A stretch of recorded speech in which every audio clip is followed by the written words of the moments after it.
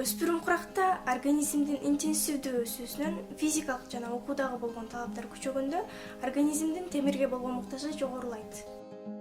Темирдин жетишсиздиги аскандуулукка алып келет. Ден соолук, ишмердүүлүк жана тышкы келбетибиз кандагы гемоглобиндин деңгээлине көз каранды. Аскандуулукту алдын алуу үчүн күнүмдүк тамактануу рационуна темирге бай тамактарды кошуу зарыл.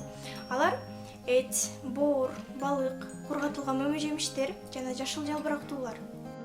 Ошондой эле күнүмдүк тамактанууга С витаминине бай жашылча жемиштерди, мөмөлөр, цитрустар, болгар калемпири, помидор, капуста жана фолий кычкылына бай азыктарды, козу кулак, шпинат, салат жалбырактары, төбүрчак, грек жаңгагы жана бадам кошуу керек. Алар темирдин сиңимдүүлүгүн жогорулатат.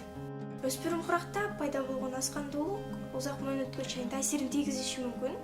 Физикалык жана акыл эстин өнүгүүсүнүн артта калуусу, иш жөндөмдүүлүгүнүн төмөндөшү, иммунитеттин начарлашы, баш айлануу, теринин кубарышы жана кургашы, чачтын түшүүсү жана тырмактардын сынышы.